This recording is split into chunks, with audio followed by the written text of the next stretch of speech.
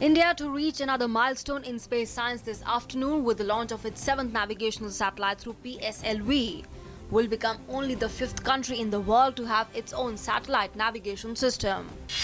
Augusta-Westland helicopter deal heats up political atmosphere. Uproar in the Rajya Sabha over mention of Congress President Sonia Gandhi's name in the deal. New information shows that it was NDA and not the UPA that blacklisted Augusta-Westland company.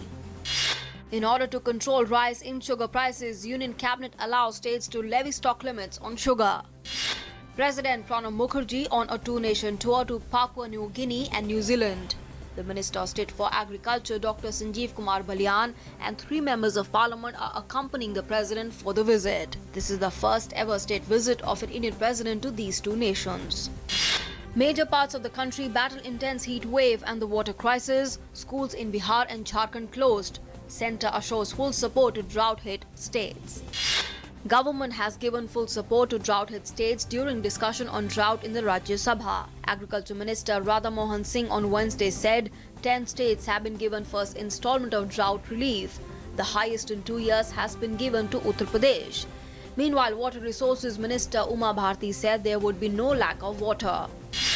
Finance Minister Arun Jaitley on Wednesday said the government has taken various measures to deal with the issue of non-performing assets in the banking sector, especially in those of public sector banks. While addressing a meeting of the Consultative Committee in New Delhi, the minister said there are 2 categories of defaulters: those who are unable to pay back due to economic slowdown and other reasons outside their control, as well as willful defaulters.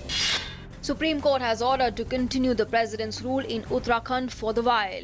Hearing on the centre's plea, the Apex Court on Wednesday extended the stay on Uttarakhand High Court order, implying there will be no floor test on 29 April in the State Assembly. The court has now posted the matter for further hearing on the 3rd of May. Campaigning for the 5th phase of West Bengal elections gathers momentum. BJP President Amit Shah says Mamata Banerjee's slogan "Ma Mati Manus" has been converted to fear, hunger and corruption. Rahul Gandhi and former Chief Minister Buddhadev Bhattacharjee share stage. Meanwhile, campaigning is picking up in Tamil Nadu and Kerala for the single-phase polling on 16th May. Supreme Court asked Sahara Company to file its detailed assets in a sealed cover by 11th May. During a hearing on a case regarding Sahara's failure to return money to its investors, market regulator SEBI through its lawyer informed the court that it had engaged 2 agencies to start the sale of Sahara's properties and that the process is likely to be completed within 4 months.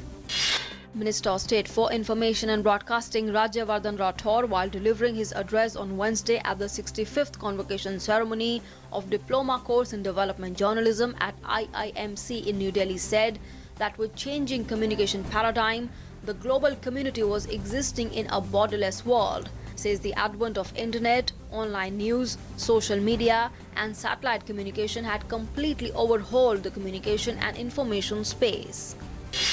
Venezuela government has ordered a 2-day working week for public sector workers as a temporary measure to help it overcome a serious energy crisis. Vice President announced that civil servants should turn off for work only on Mondays and Tuesdays until the crisis is over, and it will affect 2 million public sector workers.